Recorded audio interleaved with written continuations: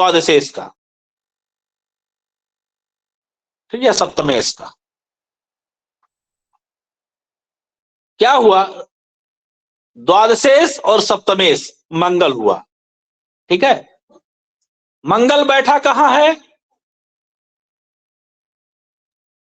तृतीय भाव में, कर्क राशि में। जिस राशि में बैठा है उस राशि का स्वामी कौन है, चंद्रमा। चंद्रमा कहां है, छठे भाव में बैठा है। तो पूर्व भाव को दुर्बल करेगा। तो किसको दुर्बल करेगा,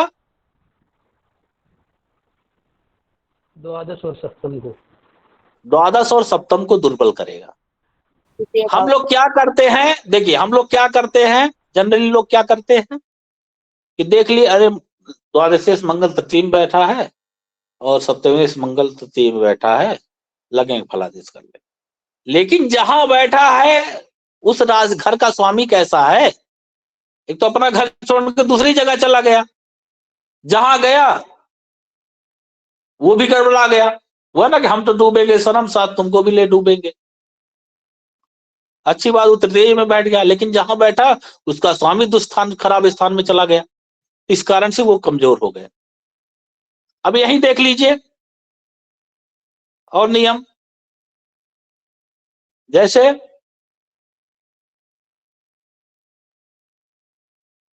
लग्न का हम विचार करने चलते हैं,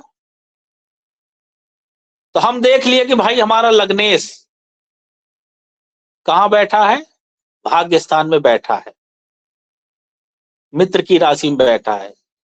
लेकिन जिस राशि में बैठा है उस राशि का स्वामी कहां बैठा है, आठवें भाव में बैठा है। तो पूर्व भाव को दुर्बल समझना चाहिए। तो पूर्व भाव हमारा कौन हुआ,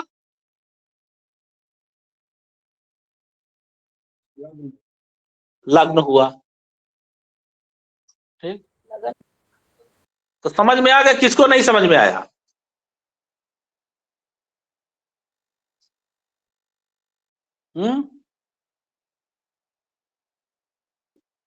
चलिए एक और उदाहरण ले लेते हैं। जैसे किसी भाव का एक ले लीजिए विचार, ठीक है, लग्न का ही ले लीजिए।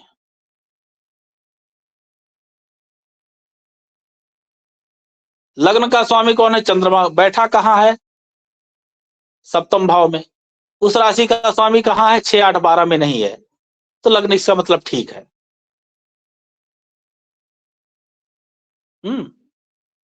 अब जैसे हम ले लें षष्ठेश को, षष्ठ भाव का स्वामी कौन है, गुरु है। बैठा कहां है, द्वितीय भाव में बैठा है। जिस भाव में बैठा है उस भाव का स्वामी कहां है, लग्न में बैठा है, मतलब 6, 8, 12 में नहीं है। तो पूर्व भाव की पुष्टि समझनी चाहिए। तो पूर्व भाव हमारा कौन सा हुआ,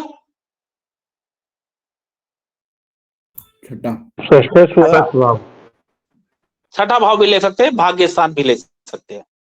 दो भाव का स्वामी गुरु हुआ ना। जहां से हम शुरुआत करेंगे, द्वादश भाव का वो नवम भाव का विचार करना होगा। तो नवम भाव का स्वामी है गुरु। गुरु जिस राशि में बैठे उस राशि का स्वामी सूर्य कहां है, लग्न में बैठा है, मित्र की राशि में बैठा है, शुभ ग्रह के साथ है। इस कारण से क्या हुआ, हमारा भाग्य स्थान ठीक हुआ। पूर्व भाव की हम पुष्टि समझेंगे।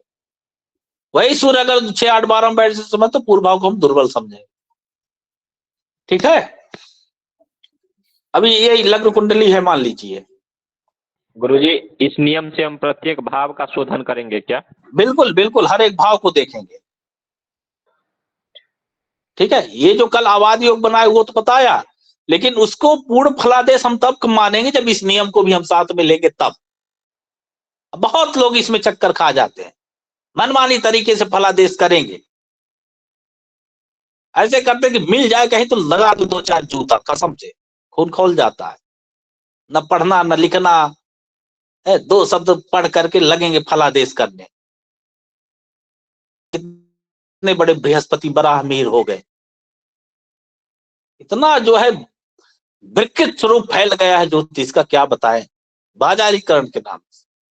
अरे शास्त्र का व्यवसायीकरण करें, पढ़ते हैं, मेहनत करते हैं, इसमें आप करियर हो तो व्यवसाय, बाजारीकरण मत करें। मनमानी तरह से रत्न पहना देंगे, ये पहन लीजिए, वो पहन लीजिए, ये खराब है, वो खराब है, और शास्त्र का एक शब्द का ज्ञान नहीं। लोगों को एक परेशान इतना घबरवा देंगे कि और बेचारा रोने लगते हैं लोग, उनकी भावनाओं को समझते नहीं लोग। चलिए अब इसमें देखिए,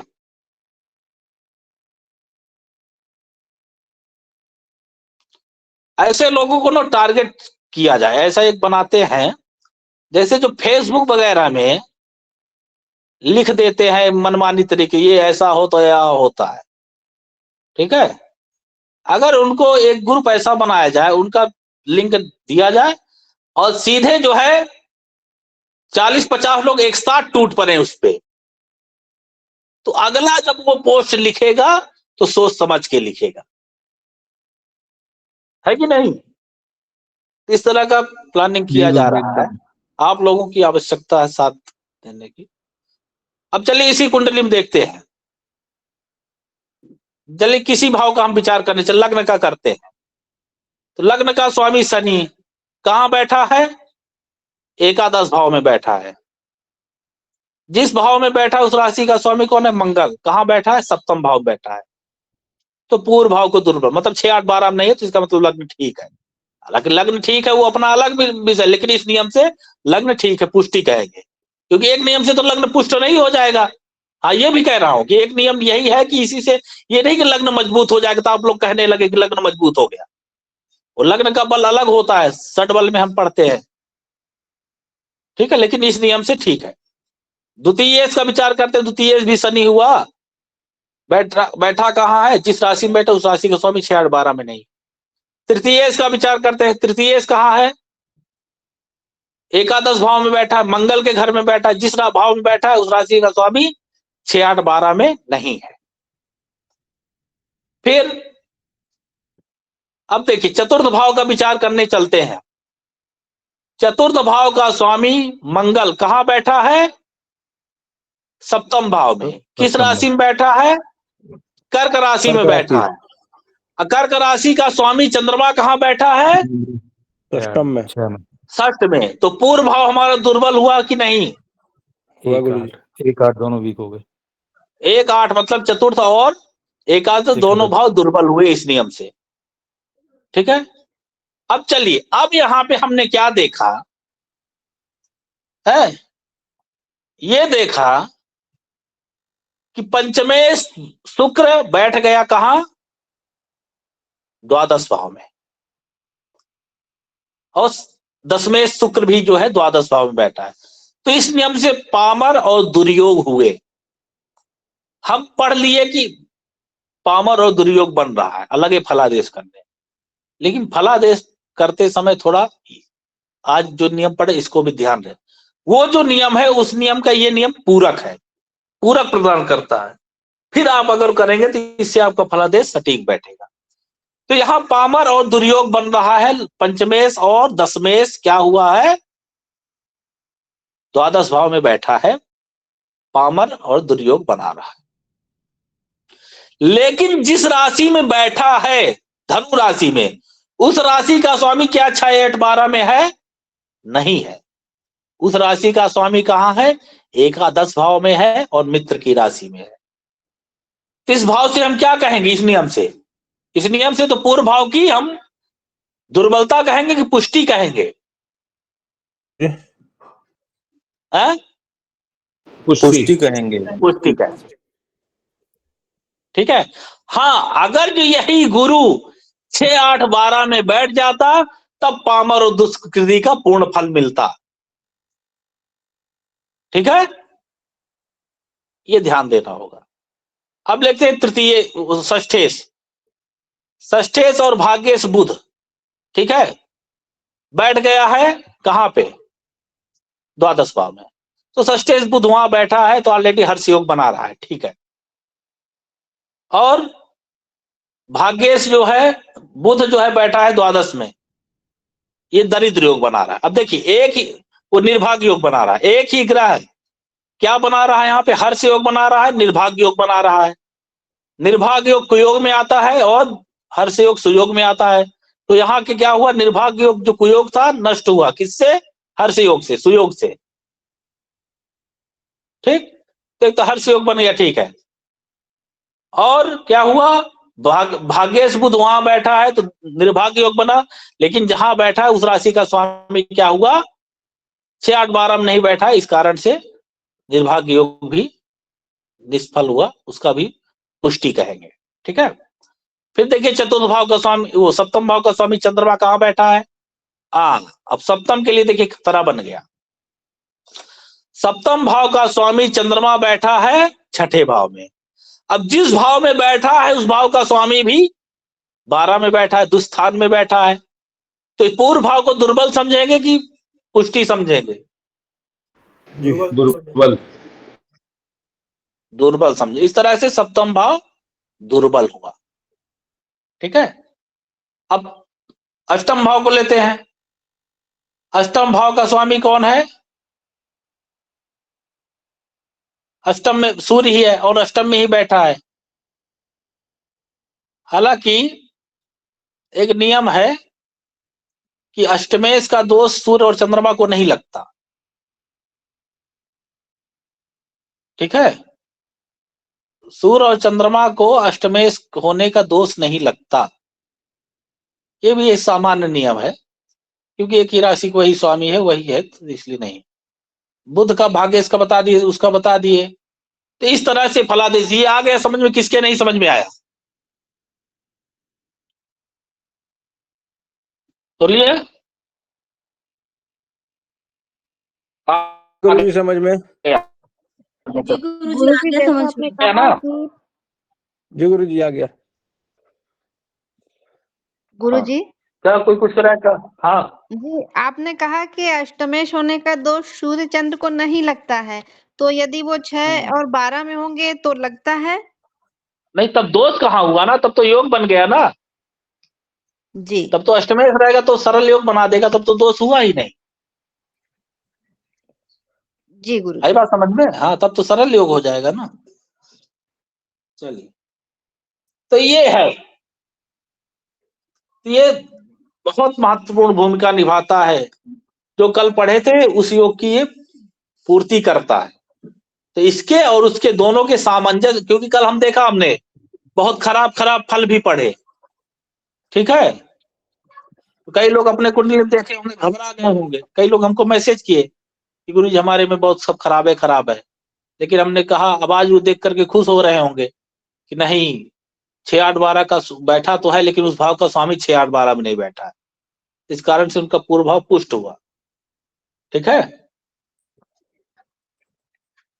क्योंकि किसी भावेश अपने भाव के लिए जिसका स्वामी अच्छा अथवा चाहे बुरा फल करे, जहां उसकी उस राशि पर निर्भर करता है जहां पर कि वह स्थित है, वह फल इस बात पर भी निर्भर करता है कि जिस राशि में वह स्थित है उसका स्वामी बलवान है कि निर्बल। ठीक, ये सब समझने के बाद ही फलादेश करेंगे।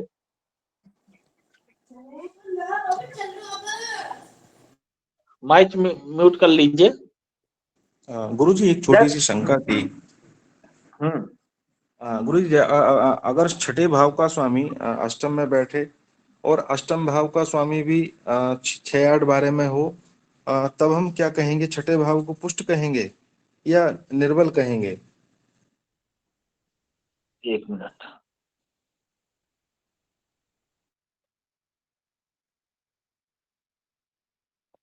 हाँ, आपका प्रश्न है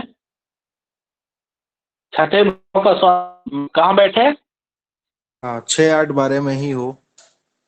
जैसे यहाँ मंगल, ठीक है, मंगल मान लीजिए 6, 8, 12 में बैठ गया, यहाँ बैठ गया, ठीक है, अष्टम में। और 6, 8, 12 का स्वामी, उसका स्वामी कहाँ बैठे? वो भी 6, 8, 12 में ही हो।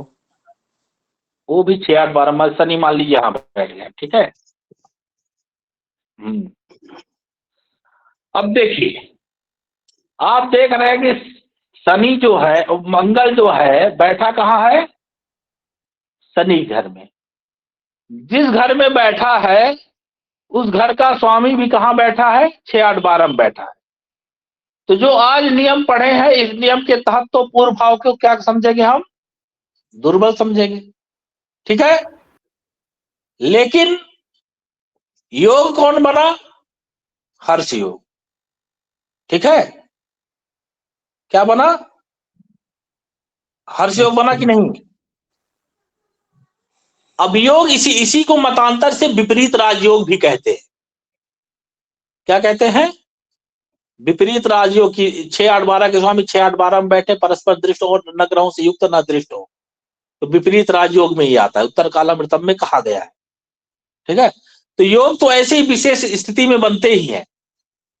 तो यहां पे देखिए, जब हर्ष योग का हम फलादेश करेंगे तो बिल्कुल उसी तरह करेंगे, इसमें कोई परिवर्तन नहीं। आई बात समझ में? जी गुरु जी। हाँ हाँ, अगर यहां पे ऐसा होता कि मान लीजिए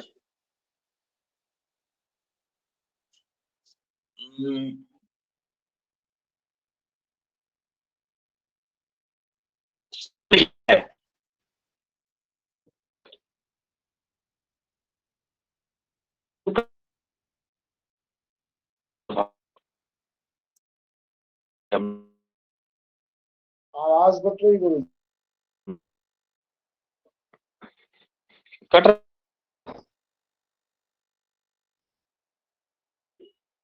रही है। आवाज नहीं आ रही है गुरुजी। गुरुजी आवाज नहीं आ रही।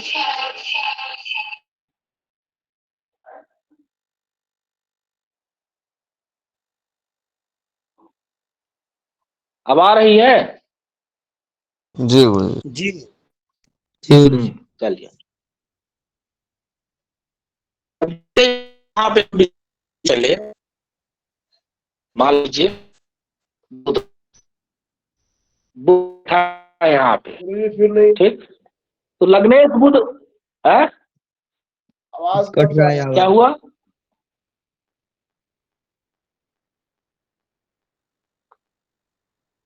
आवाज कट रहा है,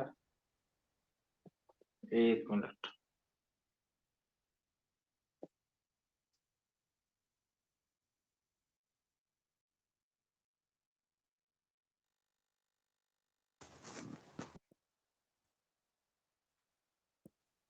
अब आ रही है?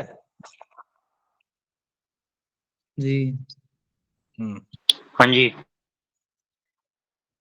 अब देखिए, यहां पे देखिए इस कुंडली में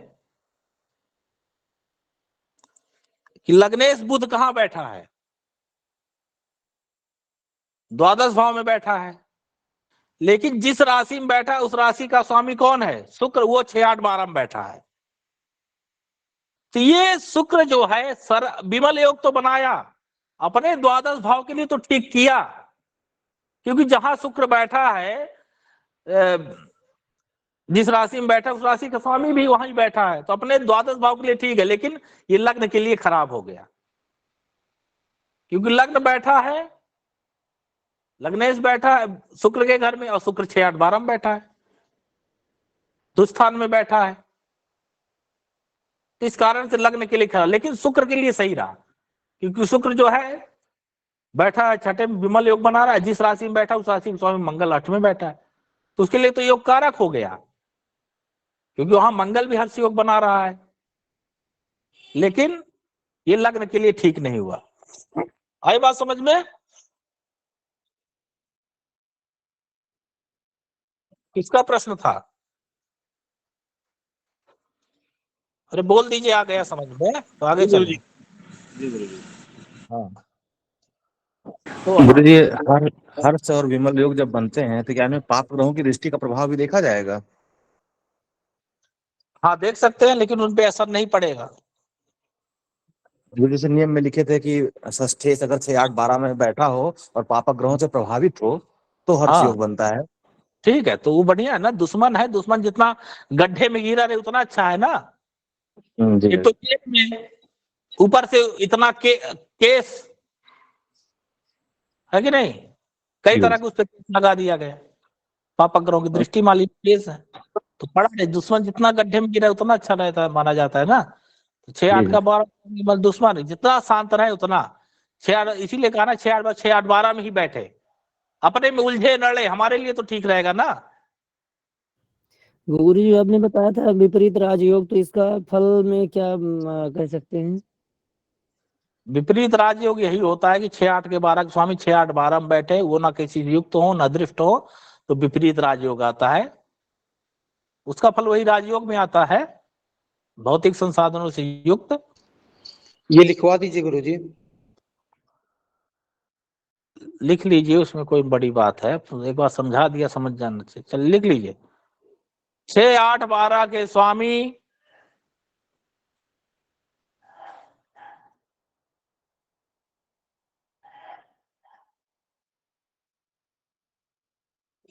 छह 8 12 में ही बैठे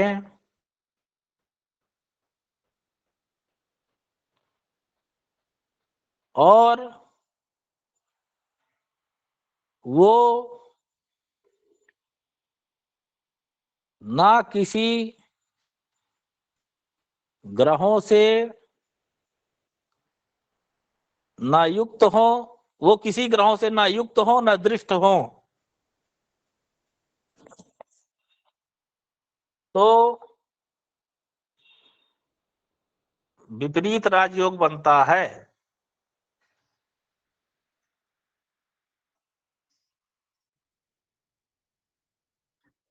सब टेंडर योग है, नीच भंग हो गया, विपरीत राज हो गया, ये जो अभी पढ़ाया, ये आपकी विद्वता प्रदर्शित करेंगे, जहां भी रहेंगे लगेगा कि हाँ ज्योतिषी सामान्य नहीं है, पढ़ा लिखा है। छोटे मोटे तो आपके सामने टिकेंगे नहीं।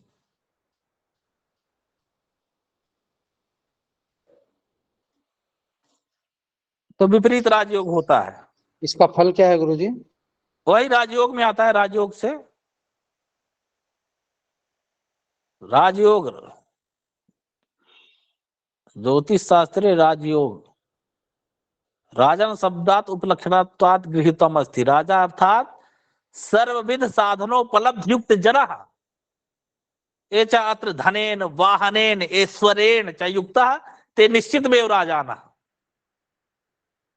एवमेवाशयः ज्योतिष शास्त्रे आचार्येण प्रतिपादितम। आता ही समझ में? राजा मतलब, राजा शब्द से लिया गया राजयोग। राजा मतलब क्या भाई? भौतिक संसाधनों से युक्त जो हो, धन से, वाहन से, ऐश्वर्य से, भूमि भवन जमीन जायदाद, वही ठीक है। लेकिन उसमें भी हमने बताया था हर व्यक्ति का अपना अलग अलग राजयोग होगा, कर्मों का भी फल मिलेगा इस तरह से। तो चलिए आगे समझा दीजिए गुरु जी। क्या विपरीत राजयोग उदाहरण से एक बार समझा दीजिए। उदाहरण? ये स्क्रीन दिख रहा है सामने आपको जी। हाँ, अब यहाँ पे बुध को हटा दीजिए, ठीक है। तो यहां देख रहे हैं द्वादशेष शुक्र कहां बैठा है। इतना सा दूर मत जाइए, इतना समझने की जरूरत नहीं है। आपने लिखा था कि 6 8 12 के स्वामी 6 8 12 में हर सरल विमल योग लिखा था, ठीक है जी। उसमें लिखा था पापक ग्रहों से युक्त अथवा दृष्ट हो। जी। यहाँ पे पापक ग्रहों से युक्त अथवा दृष्ट ना हो, न शुभक ग्रहों से युक्त न दृष्ट, मतलब किसी ग्रहों से युक्त अथवा दृष्ट ना हो, तो यही आपका हंस सरल विमल जो है क्या हो जाएगा? ये विपरीत राजयोग में आ जाएगा। जी। अब आया समझ में? जी जी जी। हाँ, अगर जो उन ग्रहों से दृष्ट हो गया तो फिर हर्ष सरल विमल यही योग बनेगा। अगर किसी ग्रहों से युक्त दृष्ट नहीं होगा तो विपरीत राजयोग में आ जाएगा। और स्थान परिवर्तन कर ले, जैसे शुक्र यहां बैठ गया और मंगल जो है शुक्र के घर में बैठ गया, किसी ग्रहों से युक्त अथवा दृष्ट ना हो, क्या विपरीत राजयोग बन गया। और मान लीजिए ऐसा भी हो तो मंगल जो है शनि के घर में बैठ गया, शनि जो है मंगल के घर में बैठ गया, ये भी विपरीत राजयोग बन गया, ठीक। जी। चलिए इसी के तहत एक नियम और पढ़ लीजिए। ये जो द्वादश भाव है, ठीक है, ये क्या है? भोग का भाव है। किसका? भोग का। और ये जो शुक्र है ये एक भोगात्मक ग्रह है। शुक्र जो है भोगात्मक ग्रह है। तो शुक्र का द्वादश भाव से बहुत ही लगाव है। ठीक है, शुक्र का द्वादश भाव से बहुत ही लगाव है।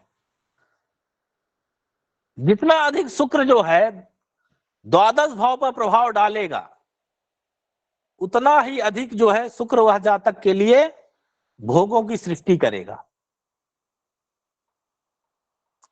प्रभाव द्वादश भाव में कैसे डालेगा? मान ली दृष्टि, युति, ठीक है, और दसवां स्थिति, ये तीन प्रभाव डाले, या द्वादश में बैठ जाए, द्वादश को देखे और द्वादश भाव पर प्रभाव दसवां स्थिति प्रभाव, तो उतना ही इच्छा जातक को भोगों की सृष्टि करता है। ये एक सर्वमान्य नियम है। जैसे आपने मंगल के बारे में पढ़ा कि मंगल का दसम भाव में एक उसका विशेष लगाव है। वहां पे इतना तक कह दिया कि माने कुलीर भवने च शुभम ददाती। यदि दसम भाव में मंगल नीच का भी हो जाए तो भी वह शुभ फल देता है, इतना लगाव है उसका दसम भाव से। उसी तरह शुक्र का भी द्वादश भाव से बहुत ही लगाव है। ठीक है, अब इसमें चाहे हम 5-10 मिनट का व्याख्यान दे पूरा अन्य ग्रंथों का रेफरेंस लेकर के, या तो एक निष्कर्ष में समझ जाइए कि द्वादश भाव जो है शुक्र जो है अनुकूल स्थिति को पाकर प्रबलता पाता है, और शुक्र को द्वादश स्थिति से जो है बैठ गया शुक्र तो शुक्र को बल मिल जाता है। और जिनकी कुंडलियों में शुक्र द्वादश स्थान में हो तो उनकी स्त्री दीर्घजीवी होती है। ठीक है, शुक्र जिनका द्वादश भाव में है, जिन पुरुषों की कुंडली में, तो उनकी स्त्री जो है दीर्घजीवी होती है। यहां तक कि कह दिया कि शुक्र से षष्ठ संस्थानम योगदम भवति ध्रुवम व्यस्त्य से शुक्र से यथा योगम बदंती। हमने बता दिया कि शुक्र जैसे देखे तो देखेगा कब भाई? जब छठे भाव में रहेगा। तो षष्ठ शुभकृत कभी, ये भी कहा अगर छठे भाव में शुक्र हो तो भी शुभ फल देता है। क्यों देगा? कि मात्र द्वादश भाव को देखने मात्र से दृष्टि ही जो है उसकी, इसलिए कब कहा छठे भाव में शुक्र रहेगा तो भी अच्छा फल देगा, क्योंकि वहां रह करके देखेगा। ठीक है, तो हालांकि कुछ ऐसे भी शर्म चीजें देखिए है, लेकिन ये एक प्रकार से जैसे हम बता दिया कि मंगल जो है दशम में है, कुल दीपक योग बनाएगा, सब कुछ करेगा, लेकिन पापक ग्रह भी है ना, अन्य पापक ग्रहों से प्रभावित हो गया तो पिता को कष्ट देगा ही, साथ में जो है चतुर्थ भाव को देखेगा, माता को भी कष्ट देगा। अगर वही शनि तो माता से वैचारिक मतभेद, पिता से वैचारिक मतभेद इत्यादि कराएगा। ये नहीं कि कुल दीपक योग बना दिया तो कुल दीपक मतलब कि माता से हो गए, जीवन में माता पिता का भक्त ही रहेगा, उनसे कोई लड़ाई झगड़ा, उनकी आज्ञा का पालन नहीं करेगा, ऐसा तो है नहीं। वो भी चीजें अपना भी दिखाएगा। इसी तरह शुक्र की भी कई स्थितियां होती है जहां पे वो द्वादश में भी जाकर निष्फल हो जाता है, लेकिन एक सामान्य रूप से आप फलादेश करने के द्वादश का शुक्र अच्छा ही माना जाता है। ठीक है, तमाम होरा सत्कम विवेका कतम नियमे रही द्वादश स्थान गो भृगु अंत पे न संयुक्त विशेष धनदाय का, विशेष रूप से धन देने वाला होता है। अपनी राशि स्वगृह में हो जाए तो और बढ़िया हो जाएगा। ठीक है, ये बात आई। अब देखिए एक नियम लिख लीजिए, जो भी भाव या राशि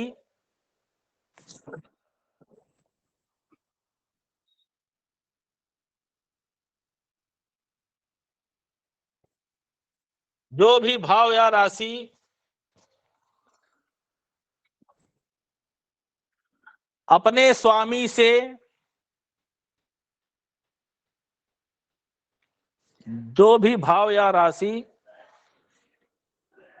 अपने स्वामी से युक्त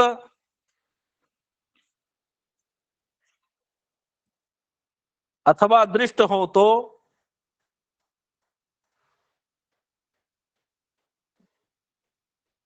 जो भी भाव या राशि अपने स्वामी से युक्त अथवा दृष्ट हो तो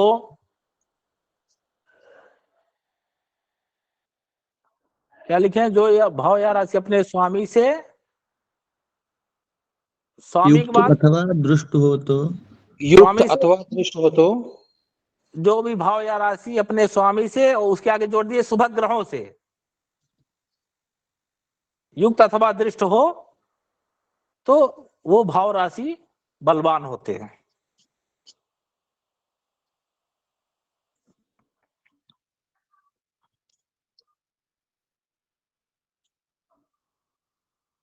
क्या लिखे हैं, जो भी भाव या राशि अपने स्वामी से अथवा शुभ ग्रहों से युक्त अथवा दृष्ट हो तो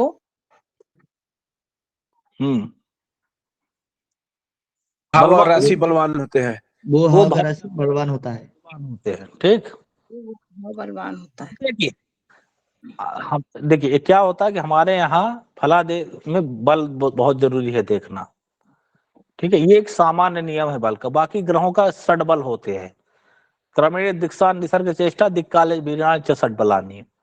बल से क्या होता है ना, आप एकदम फलादेश आपका सटीक बैठेगा, लेकिन वो बल षडबल जो है गणितीय विधि है, केसवी जातक पद्धति उसमें दिया है, भारतीय ज्योतिष शास्त्र में भी दिया है, नेमचंद शास्त्री का। वो थोड़ा गणितीय विधि है, उसके लिए थोड़ा समय अपेक्षित होता है। तो ये क्या फलादेश के पूरक है, जैसे अष्टक वर्ग हो गया। अभी इस समय क्लास चल रही है, शायद कुछ लोग कर भी रहे हैं। ठीक है, अब ये जो देखिए होरा शास्त्र दो प्रकार के हुआ, एक सामान्य और विशेष। पराशर जी ने जब मैत्रेय जी को पढ़ा रहे थे तो सब पढ़ा दिए, जो हम सब पढ़ रहे हैं ना, ये सब चीजें जो हम फलादेश करते हैं सब पढ़ा दिए। तो मैत्रेय जी ने कहा प्रभु अब कुछ ऐसा बताइए जिससे फलादेश सटीक बैठे। अब आप लोग इतना पढ़ के ही मत सोचे कि हमारा फलादेश सटीक बैठेगा। जब मैत्रेय जी इतना पढ़ने के बाद पूछ रहे भाव भावेद, जितना सब चीजें हम लोग पढ़ रहे हैं सब पढ़ लिए, कह रहे प्रभु आप कुछ ऐसा बताइए जिससे फलादेश हमारा सटीक बैठे। तब कहते कि होरा शास्त्र संप्रोक्तम सामान्यम निश्चयात्मकम सामान्यम तो संप्रोक्तो विशेषण कथ्यते। बोले कि जो जातक शास्त्र जो हम लोग पढ़ रहे हैं ये दो प्रकार का होता है, एक सामान्य और एक विशेष। सामान्य तो मैं पढ़ लिया, मैंने पढ़ा दिया तुमको, अब विशेष कहने जा रहा हूं। तो विशेष कहां शुरू होता है जातक शास्त्र फलित शास्त्र हमारा, तो अष्टक वर्ग से। त्रिकोण शोधन, एकाधिपत्य शोधन, सुदर्शन चक्र, इनके माध्यम से हम फलादेश की सटीकता तक पहुंचते हैं। लेकिन उसके पहले षडबल भी है। तो ये अभी तो जो बताया कि जो भाव या स्वामी अपने युक्त या दृष्ट हो तो बली होते, ये सामान्य नियम है। लेकिन बला बल देखने के लिए एक आपको गणितीय विधि पे जाना पड़ेगा, और उससे ग्रहों का एक निकल आता है कि ये ग्रह कुंडली में इतना मजबूत है। तब आप देखेंगे कुंडली में गज केसरी योग है तो गज केसरी योग का कितना फल देगा। तो उसको भी हो सकता है भविष्य में क्लास चलाई जाए विश्वविद्यालय की तरफ से, तो उसको भी आप लोग कर लीजिएगा। और अष्टक वर्ग कर ही रहे हैं, ये दोनों हो गए, फलादेश में आपकी पूर्णता आ जाएगी, कहीं से फिर आपको कमी नहीं महसूस होगी, क्योंकि ये जो सामान्य नियम है। हम लोग गुरुजी वो ज्योतिष वाली कक्षा में पढ़े थे, स्थान बल, युग्मा युग बल, स्थान बल, केंद्रादि बल, यही बल। हाँ हाँ यही है, लेकिन उसको तो सामान्य है ना, गणितीय विधि से पता चल जाता है। जैसे ग्रहों की आप दृष्टि सप्तम में ही पढ़ा, तो सप्तम में दृष्टि नहीं, द्वितीय में कितना दे रहा है, तृतीय में कितना दे रहा है, वो दृग्बल में आता है। अब षष्ठ में कितना दे रहा है ये भी तो पता चलेगा। ठीक है, तो ये सब वो से पता चलता है। ये तो एक शॉर्टकट बता दिया, दीक्ष बुधांक दशोगी, यहाँ वो मंगल दशम में लग्न में गुरु बुध, और यहाँ पे सप्तम में शनि, ये तो शॉर्टकट नियम है। मान ली सप्तम में शनि के दिग्बल बताया तो अष्टम में रहेगा कितना देगा, ये जानने के लिए आपको गणितीय विधि में जाना पड़ेगा। तो ये देखिए कोई भी स्वामी, कोई भी राशि का या भाव का स्वामी जब अपने भाव या राशि को देखता है और उस शुभ ग्रहों की दृष्टि हो जाए तो उस भाव की वृद्धि करता है, भले ही वह नैसर्गिक ग्रह पापी ही क्यों ना हो। अब जैसे यही देख लीजिए, ये कुंडली मंगल है। मंगल जो है अष्टम दृष्टि से दशम भाव को देख रहा है कि नहीं है? मंगल अष्टम भाव दृष्टि से दशम भाव को देख रहा है। अब क्योंकि मंगल क्या है, 2 राशियों का स्वामी है, मेष और वृश्चिक का। हाँ, तो इससे क्या हुआ, मंगल जब अपने वहां मेष राशि को देखा तो निश्चित रूप से क्या हो जाएगा, जो दूसरी राशि वो भी बलवान मानी जाएगी। जो दूसरी राशि है वो भी क्या होगी, बलवान मानी जाएगी। उदाहरण के लिए यहां मंगल है, यहां पे बुध शुक्र को बैठा दीजिए, ठीक है, और यहां सूर्य को बैठा दीजिए, यहां गुरु केतु को, और यहां राहु को, और यहां चंद्रमा।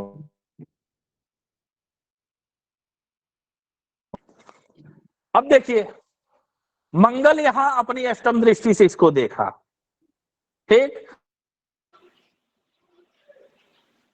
ठीक है, और एक गुरु भी देख रहा है, किसको, मेष राशि को देख रहा है। तो मेष राशि या दशम भाव है, अपने स्वामी से दृष्ट है कि नहीं, है ना, और शुभ ग्रहों से युक्त दृष्ट है कि नहीं, शुभ ग्रह। अरे यार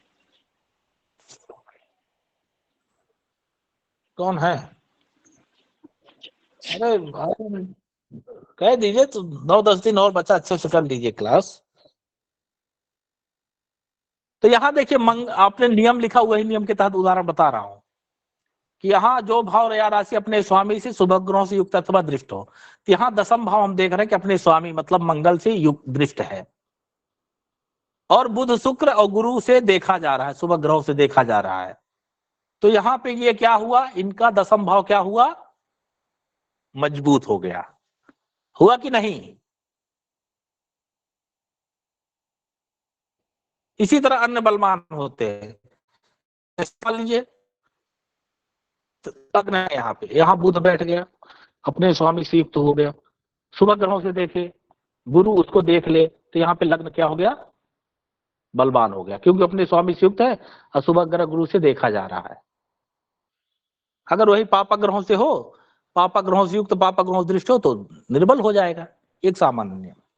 लेकिन यहाँ पे हमने देखा मंगल जो है क्या हुआ, मेष पर दृष्टि है, तो दशम भाव को मेष पर स्थित है, तो मान का स्थान होता है, तो बढ़ाने वाला ऊंचा ऊंचा ले जाएगा व्यक्ति को।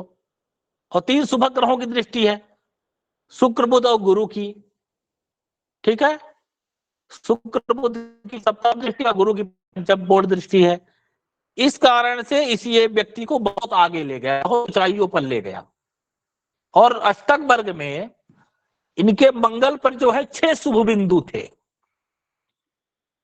मंगल को जो अष्टक वर्ग पढ़ रहे हैं जान रहे होंगे, 6 शुभ बिंदु प्राप्त थे। तो तमाम जब मंगल की दशा आई, तमाम सारी चीजें धरे की धरी रह गई। बनेगा प्रधानमंत्री तो यही बनेगा, नहीं तो कोई और नहीं बनेगा। भले देश के 2 टुकड़े हो जाएं, लेकिन बनेगा प्रधानमंत्री यही बनेगा। और ऐसे इस जातक को भारत का प्रथम प्रधानमंत्री बनने का गौरव प्राप्त हुआ। और अब मैं ज्यादा इशारा नहीं करूंगा, नहीं आप लोग समझ जाएंगे कि कुंडली जवाहरलाल नेहरू की है। इस तरह से भाव या राशि जो है बलवान होते हैं, ठीक है। चलिए ठीक है, आज के लिए इतना ही, कल आगे पढ़ेंगे। गुरुजी एक सवाल था।